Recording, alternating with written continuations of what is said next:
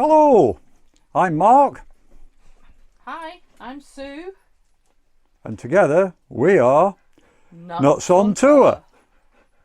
Welcome to this episode.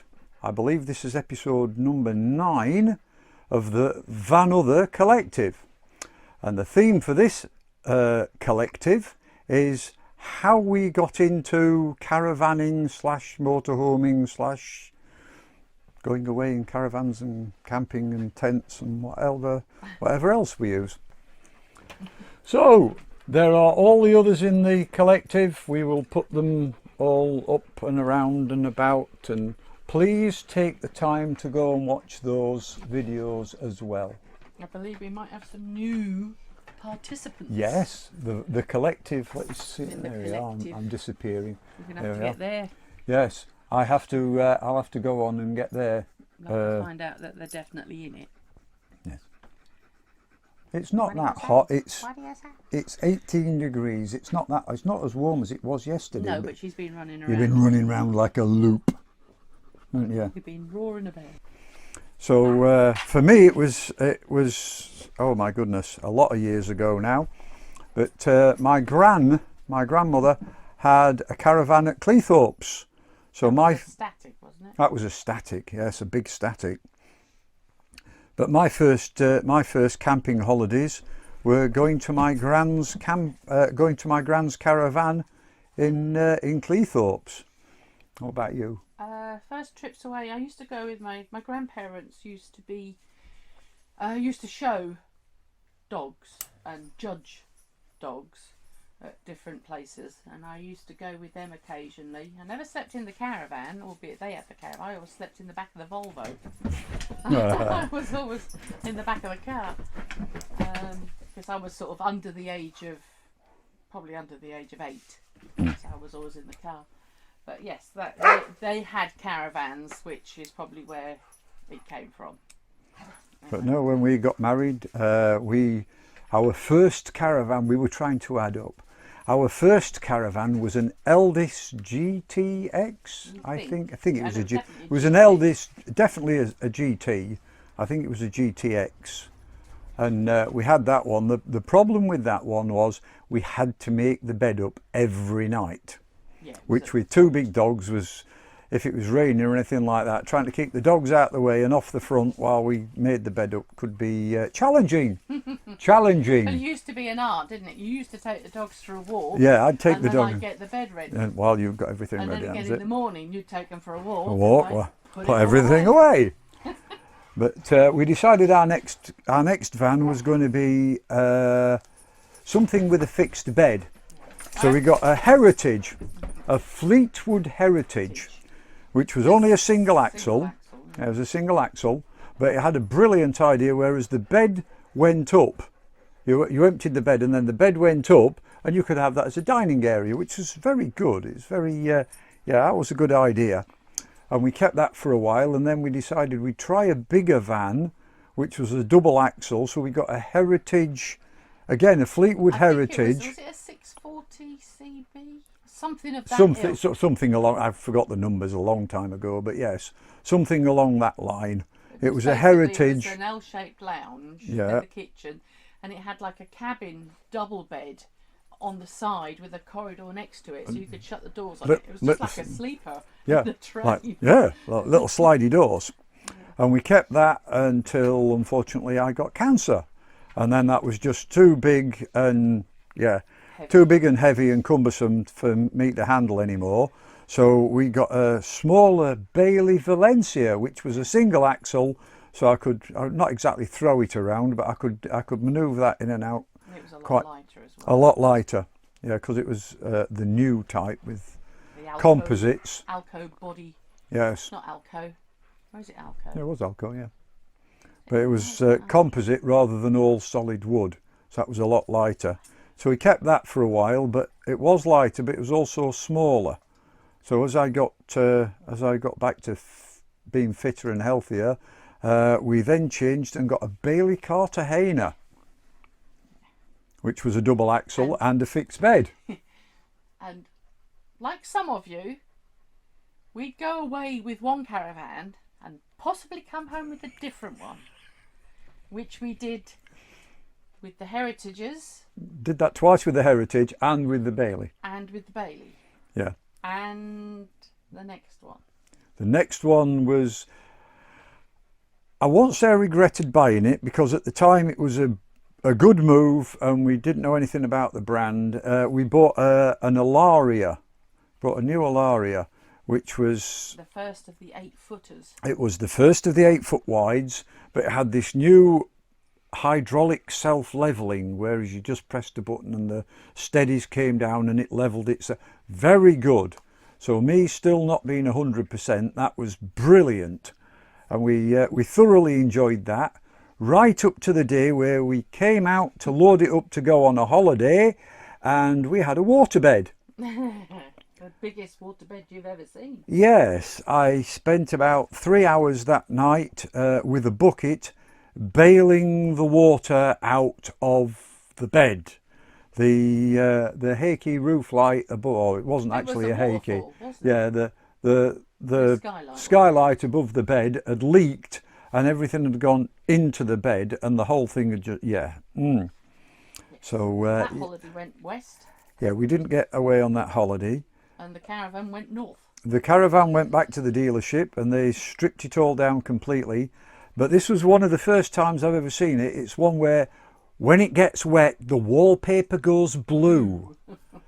So the inside of our van looked something like a blue TARDIS. It was all blue. Yeah. So it wasn't just the back end that had got wet. No, the back end had got wet, the front end had got wet, the door pillar at the front. Oh my goodness. Its first service. And the gentleman said, "You've got a saggy roof." Yes. The bits were missing, and basically the front end, where you know your front windows, they were over 90% damp. Yes. And this is its first service. A year old. Imagine how popular that was. So it went. Well, actually, it went away to be repaired. It went away and got repaired. And it was still away. And then, while it was away, we were still looking, because we'd sort of lost, we'd lost faith. Lots of it. We'd lost faith in the Alaria. There are good, bad in every caravan. I've heard of good Alarias, bad Alarias, good Buccaneers, bad Buccaneers, not so many. But I believe there's good and bad in every vans, much like cars. So while the Alaria was away, we had a little look round at what was on the market. And we found some very nice vans. One of the ones we went to look at was a Buccaneer. We went with our friends to look at that one, and they sort of went, yes. And while they were looking at that, we had a look round and found a Buccaneer Barracuda. It was the Barracuda. And it was very, very nice. It was brand new, but it was a lovely van. So we bought it. So we bought it and traded the Alaria in before we even got it Traded the Alaria in before we got it back, yeah. So we picked the Alaria up, took the Alaria around to the dealership, handed them the keys and picked up the Barracuda. The Barracuda was a lovely van, hydraulic self-leveling and all mod cons and underfloor heating. Underfloor heating. Yes, I do like the underfloor heating. Nice. Yes, very nice.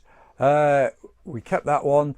The only thing I found, the compromise, they're all got a compromise, but the compromise for us was we have the door on one side, on the other side, the L-shaped lounge, you've got the telly.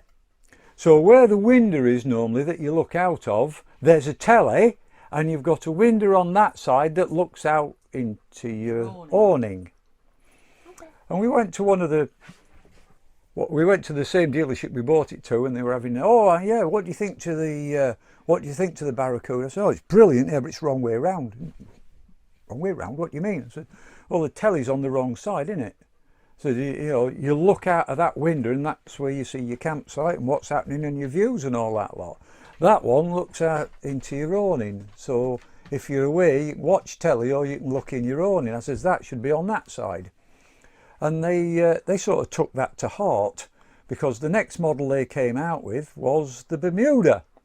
And the Bermuda was very, very similar, a few little tweaks here and there, but the main tweak was you had a window back on your offside, and your curb side, where your awning was, had your telly in it. So we bought one of those.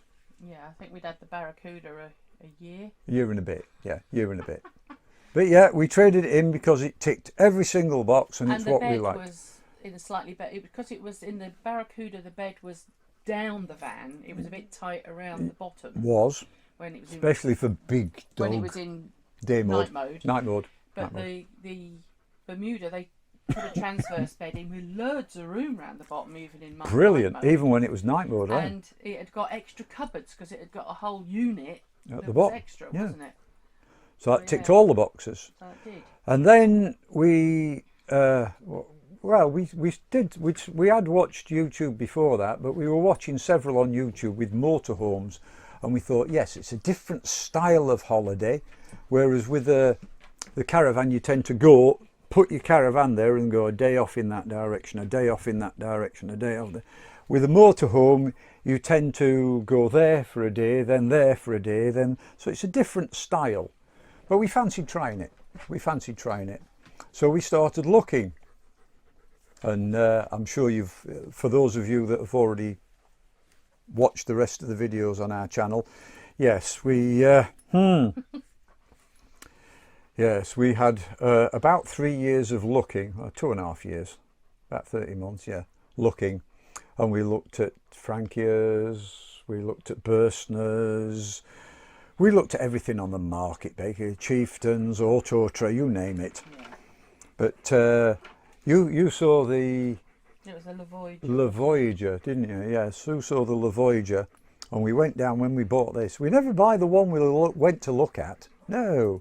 We went to look at a La Voyager, which was very nice, very roomy, but hadn't got quite a few of the bits and pieces that we wanted.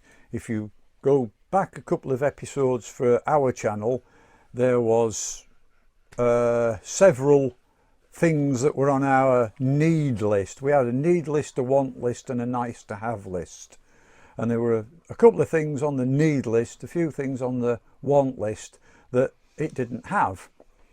So I turned round and looked at this, and we sort of went, ooh, ooh. So this had got more or less every single box in our, we tried to got every box in our need list, everything in the want list, and a few in the nice to have list, and a few that weren't on the list at all that we went, oh, that's a good idea, oh, we like that. Yeah. So we went to look at this on Friday and had a word with the salesman and said, yeah, we'll ring you, we're going to go home and discuss it. So we went home and discussed it all day Saturday and most of Sunday, and then rang him up on them. Said, yeah, we're having it. So we rang him up on Monday, said, it's still there, because he said on Friday, he said, oh, well, if it goes over the weekend, you know. It's not meant to be. I said, well, if it goes over the weekend, we're not meant to have it. But it was still there, so now it isn't. Now it's now Genesis is with us. Once again, the caravan had only just made its first birthday when it went. Yeah, this has already. Jenny has already had her first birthday. And she's still here. Her first MOT and her first service, and she's still here. She's staying here. We had a real bad habit though. We'd go away with one van, possibly come back with a different one, or we'd be collecting another one within a fortnight of getting back, or they never lasted. They did a year, or they did 2 years. we worked our way through it. We decided when we did this, we'd do the lists and make sure we got everything on the list. And I think the only compromise, Sue didn't quite like the table. Half the size would have been good. Hold on, if I can do this. Now, while you're manoeuvring things, the heavy breathing is not us. Speak for yourself. It's the dogs. They've been charging around. Right, so there you can see the table, which is all movable. Well, normally the table sort of sits like that's fully out. That would sit like that for people to... That is where the table sits normally. So you've got big dog and then the couch at the other side. So that's where it is now. Oh, my seat's just been... Look at this. That's the seat. She's My assuming seat has a now position. been stolen. Sit down. Hey? Sit.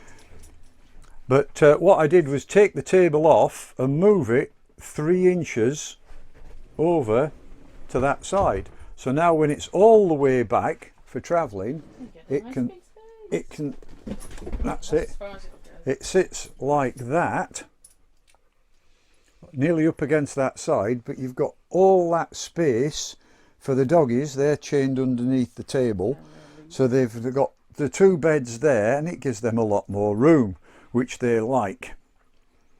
It also keeps them out of the way, and they're chained up properly. And then the other one is, as we've said, over there is the tech tower, which is the fridge at the bottom, the freezer in the middle, and the eye level, for me, cooker for anybody over 5'10". at the top, which of course Sue has her little stool, so she has to get on her little stool, and Sue has to get on her little stool to make it an eye level cooker for her. Yeah, short legged Person of diminutive stature. Hey, vertically challenged. So that's how we got into it, and basically we are loving the motorhome. Yes. We were away last weekend, and we'll be away this weekend. Well, actually not this weekend, it's Thursday. We're going away on Thursday. We picked Monty up and we're away on Thursday. More filming. So like I said, watch the others, please. Enjoy. If you do, pass, comment, thumbs up, all that good stuff. And we'll see you in the next one. Goodbye from me. And goodbye from me. And goodbye from And goodbye from the heavy breathing bunch. the 2 hairy beary bunch. Hey? Enjoy.